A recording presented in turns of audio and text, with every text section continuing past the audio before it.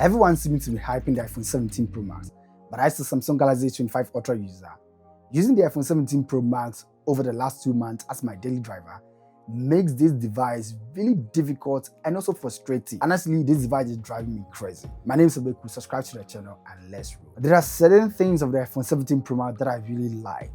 Great battery life, amazing fast charging capability, remarkable display, great speakers, and a nice design. Though I have my own take about the camera plateau. Using the iPhone 17 Pro Max as my daily driver over the last 2 months made me realize how good of a device the Samsung Galaxy S25 Ultra is. The camera on the iPhone 17 Pro Max is really good, but it also has its own quirks and a lot of struggle.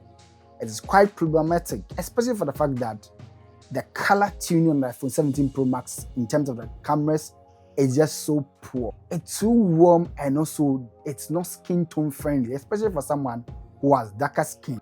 I mean, the iPhone 17 Pro Max could be great, but as it stands now, it is not a point and shoot camera. The cameras on it need a lot of tuning and a lot of care and attention in order to get the best out of it. When I shoot photos and videos on this, they tend to be so warm, and with videos, I can't even use the photographic styles to change or tune it. The more I want to get a much more natural and balanced look for it, the more it frustrates me. And it seems that the cameras on the iPhone 17 Pro Max is not really designed for someone with this kind of skin tone. So I've tended to really avoid using this kind of smartphone to shoot any kind of photos or videos.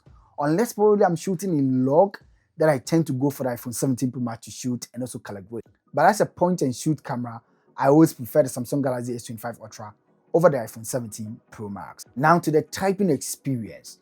The typing experience on the iPhone 17 Pro Max is outrageous. The more I use this, the more I tend to go back to the S25 Ultra or even the S21 5G and realize that the keyboard on the iPhone 17 Pro Max is really cramped. It makes a lot of typos and a lot of mistakes, especially when I'm using this. The more I try to install third-party keyboards such as Google Gboard and Microsoft Swift keyboard, iOS intentionally prevent me to have full functionality with those kind of great keyboards. And as I use this daily, I realize how difficult and extremely uncomfortable to use the keyboard on the iPhone 17 Pro Max. I don't know, probably maybe other people have a new and genuine way of using it, but for me, it produces a lot of mistakes and a lot of typos. When you compare it to the Samsung Galaxy S25 Ultra, you can expand the keyboard to any kind of size that you want, especially using third-party keyboard. But this iPhone 17 Pro Max does not allow me to have that kind of comfort and luxury in using this kind of device. Another annoying aspect of the iPhone 17 Pro Max has to do with the display. Big screen, small possibilities. Such a big screen on it, 6.9 inches, same as we find with Samsung Galaxy S25 Ultra, 6.9 inches.